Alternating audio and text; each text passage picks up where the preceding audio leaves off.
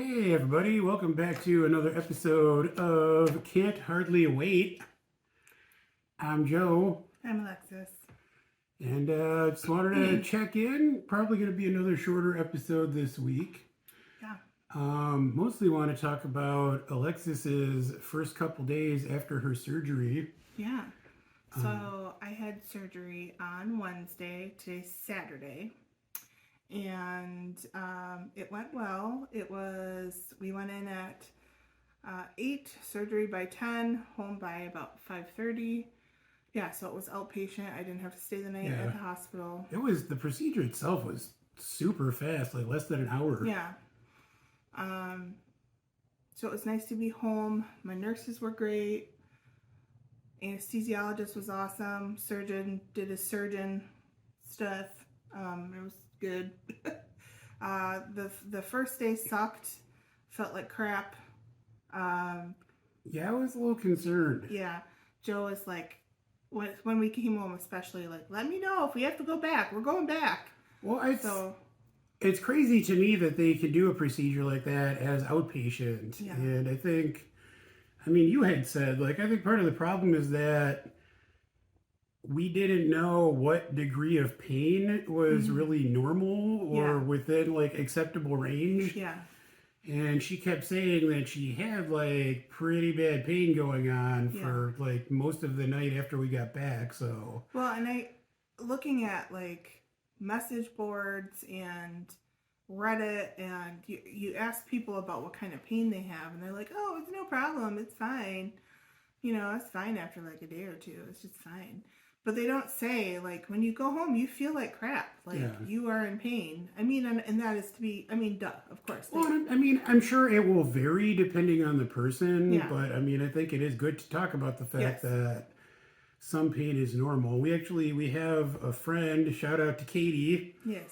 who also had this procedure, and I was texting her like, "What was your experience like? What kind of pain did you have? Should they be sending Alexis home right now?" And I mean, she similarly said that she had like 7 out of 10 pain for the Yeah. first 24 hours after. Yes.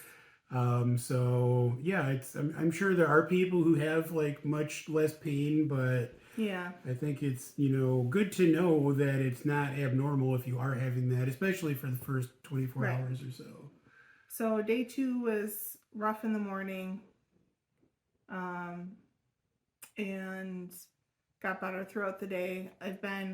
Joe has me, he wrote down all my medications. He's been keeping me up to date, because for a while I couldn't, because I've got a bag of meds that I'm taking right now.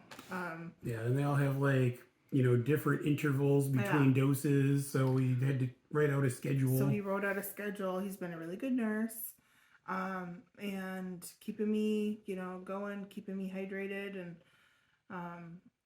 it's gotten easier to do myself. But it's really, I think, important to have someone who will help you and not be a stinker about it. Yeah. Because you need help. I definitely. Or I mean, hopefully, if you're having this procedure, you do have someone who can stay with you and help you. But yeah, I mean, if not, I think it is a good idea to write out a schedule and like make sure you're staying on top of all the things that you need to do. Yeah. Because for the first day and a half, I definitely needed all of the as-needed medications for pain and for, spasms and stuff like that. Yeah. I'm taking them less now. I wasn't really nauseous much, so I didn't need that medication. Well, you were taking the Zofran just kind of, I think, proactively for the first day, which is understandable. I think was a good idea. Yeah. But, so, yeah. I've also got like a little pill pack, which I put all my daily medications. They did find that I have an elevated factor 8, which means I clot worse, or, I clot more than more people.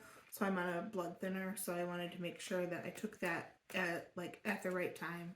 So I got the little pill packs with morning, noon, evening, and bedtime in them. And then my as-needed medications are in a bag.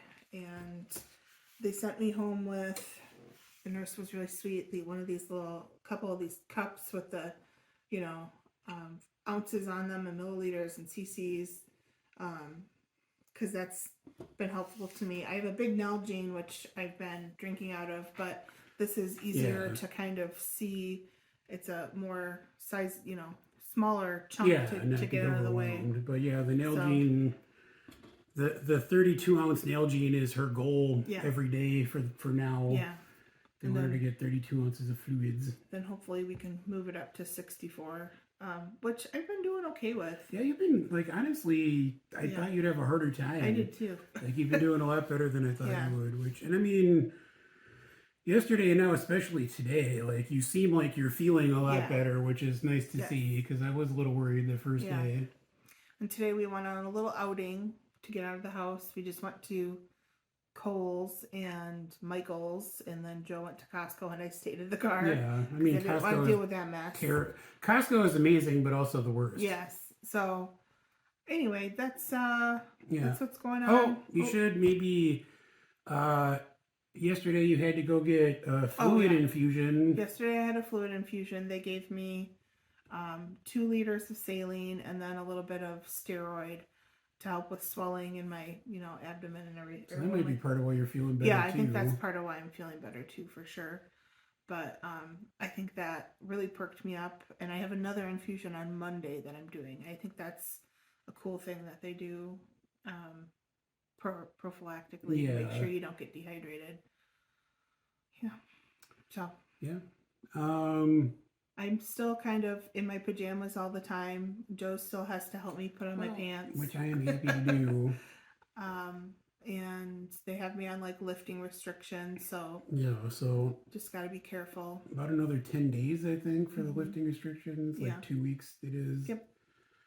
Yeah. And you're off work for about 2 weeks total. Yeah. But yeah, I mean, the way you're going now, I mean, by the time that is up, I think I'll be feeling pretty good. So, and by that time too, I'll be on a puree diet, so I can go. Part of me feels weird when I was at work the couple days that I had to do the liquid diet, just like sitting in the lunchroom, like drinking my protein shake, like this is my lunch, which I shouldn't, but I did. It felt weird. But I mean, it's understandable. Yeah. But yeah, I mean, I think part of this journey is, again, trying to kind of destigmatize this whole thing and stepping outside my comfort zone a little bit, which I definitely have, especially with this stuff. Yeah. So, yeah. But yeah, I mean, I think it's great that we're talking about this, especially that you're talking about your thing. Yeah. Yeah. So we will see everyone next time. Maybe next week. Maybe 2 weeks. We'll see. We'll see if we feel like there's really much to talk about in a week. But at the very least, we want to try to have updates every other week, and maybe a little faster than that, kind of depending. I do want to kind of, like, once I get into puree foods, maybe show what I'm eating. Maybe people might be interested in that. Well, I think that's something. I might do that too, just showing kind of what I'm doing with the Mediterranean diet. Yeah. But yeah, I mean, moving forward, I think we are going to try to vary our content a little bit. Our content, listen to me. But yeah, maybe show more just kind of quick, like, this is what I did this day. Throughout the week, so it's not just us sitting here talking to the camera all the time. But yeah, I think that's going to wrap it up for this week, and we will see y'all next time. See ya.